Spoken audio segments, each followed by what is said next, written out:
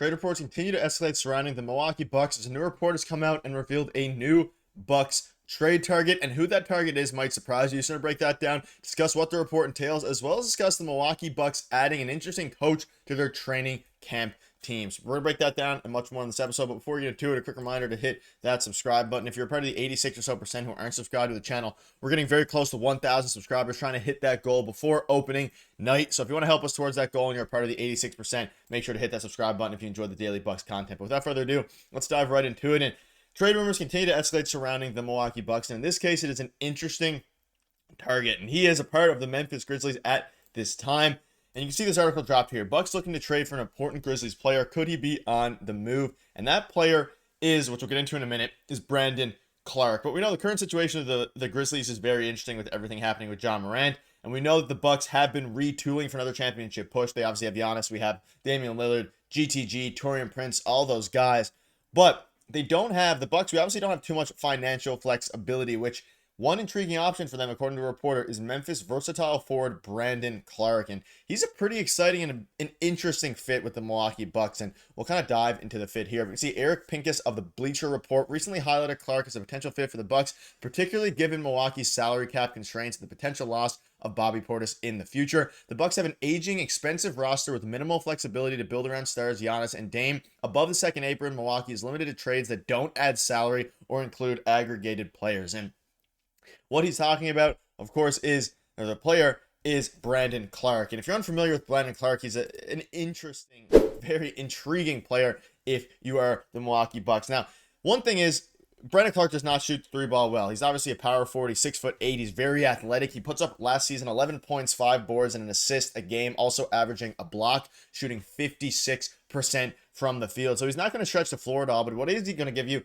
is decent rebounding, pretty decent scoring as well. He would be most likely a bench option for the Milwaukee Bucks at this point, but again, he is a younger player. He just turned 28 years old. He's a bit of a high flyer. He can protect the rim decently well. He's not going to do anything super great, but he's also not going to do anything that's going to hurt your team. And for a team that's, we'll get into the depth chart in a minute, that's aging a little bit, as we know, with Dame, Giannis, and they're trying to win now as well, adding a guy that can both help you in this upcoming season, he still put up 11 and 5 last year, but also help you in the foreseeable future with potentially Bobby Portis being on his way out after this year as well. There's a lot of different angles for this. And again, if you're unfamiliar with Brandon Clarke's game or you didn't watch many Memphis Grizzlies games, which I don't blame you if you didn't, for the Grizzlies, Clarke has been a valuable piece known for his high energy play and ability to contribute on both ends of the floor. Over his 5-year NBA career, he averaged 10 points, 5 rebounds, and 1.5 assists. So throughout his whole career, he's been an efficient, solid NBA player, shooting 55% from the field in just over 21 minutes a game. So he's not going to have to play 30, 35 minutes a game, but he's versatile. He's a good defender, and he's been a part of Memphis rotation since he came into the league 5 years ago in 2018. And really, he would help elevate the floor for the Milwaukee Bucks bench. And as you look into who the Bucks have on their bench as their power forward spot, we obviously know the starters are going to be Dame, Gary, Chris, Giannis, and Brook. And then the second string power forward would, in this case, be Bobby Portis. But if you bring in Brandon Clarke, you could either just kind of split minutes between Bobby and Brandon Clarke, see who plays better on a given night, and then kind of slide them in there. Because Bobby is also, at this point, our backup center alongside Giannis. So they don't have a ton of depth when it comes to big men. And we've been discussing that for a while on this channel. You have Brook Lopez, who is dealing with a bit of injuries throughout camp. And you also have, of course, Giannis, who can play. He can play center, even though I guess it'd be small ball center at this point. If you bring in a guy like Brandon Clarke, it would really help you against the bigger teams. Now, whether that's the Sixers, whether that's the Nuggets, any teams that are bigger, having a guy like Brandon Clarke would be able to significantly help, especially given the fact that he can come off the bench. He's used to playing 20 or so minutes a game, give you 10 points, 5 rebounds, and a block. And again, as you look at these stats here, he's not averaging a ton of minutes per game. And playing only 20 or so minutes a game, putting up these stats, if he's given a bigger role in the future when, say, Bobby Portis leaves or Brook Lopez continues to age, maybe Brandon Clarke can be your power forward of the future if you make this deal. Now, obviously, the assets would have to work. There's not a mock proposed trade in this specific article, but they don't have too much to work with. Whether it would be picks, whether it would be some role players is still up in the air. But the ultimate factor here is that the Bucks don't have a ton to work with. And like they said in the article here, in theory, the Bucks do have an aging, expensive roster with minimal flexibility. And obviously, the acquisition of Dame, and of course, they signed GTG and Taurean Prince, which was very good asset management. basically got the most you could out of the minimal cap space and minimal flexibility that they have by signing Gary Trent Jr. and Taurean Prince, specifically Gary Trent Jr. to the veterans minimum. But after this year and going forward, obviously you're trying to win this year. It is a pretty expensive aging roster, and we've been talking about the Bucks wanting to add youth. That's been an eternal conversation that they've had, and obviously they have guys like AJ Green, their recent pick AJ Jackson Jr. There's a lot of different guys they can go out and use, but when it comes to actually proven NBA players, you don't know what you're going to get out of AJ Green, who's 25 years old. You don't know what you're going to get out of their recent pick Jackson Jr.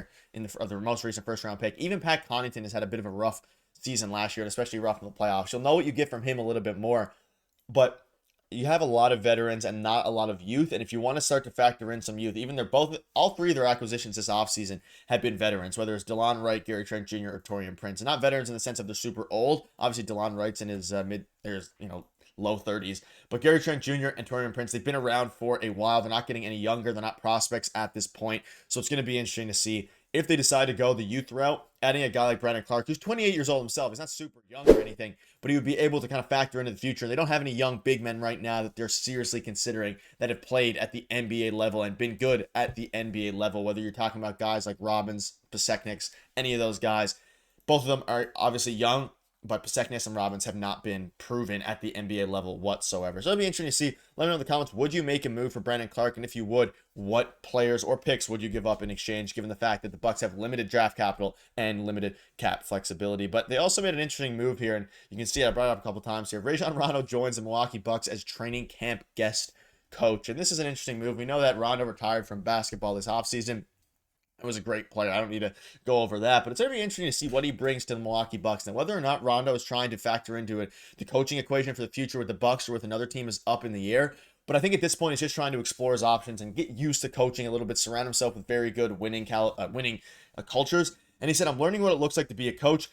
He said, you see people go from not coaching to head coaching jobs all the time. A lot of people go straight to becoming assistant coaches, so there's just no path. I just want to seek as much information as possible. And he's obviously talking about a guy like JJ Redick, who went from a player to retired for a couple years to now straight into the head coaching role for one of the most interesting roles in the NBA with the Lakers. Maybe Rondo wants to follow that same path, and he wants to start by being a coach for a training camp in the Milwaukee Bucks. And I'm all for it here, whether he wants to work with some of the young guys like we've been discussing, work with AJ Green, who's our third string point guard, work with a lot of the young guys that they do have, even Beauchamp to a degree, see what he can turn into. Work with everybody and see what he can bring. Obviously, he has a lot of veteran leadership. It is Rajon Rondo. He's won with the Celtics. He's done a lot of things. So it's going to be interesting to see what the Bucks decide to do with both, the rest of their rotation, if they decide to make a trade for a guy like Brandon Clarke, because they do have a lot of guys on the roster that, they're trying to win at this point, but adding some youth could definitely be something that's interesting. It's something that they're definitely considering according to multiple reports. So let me know in the comments what your thoughts are on that. We'll see you guys tomorrow.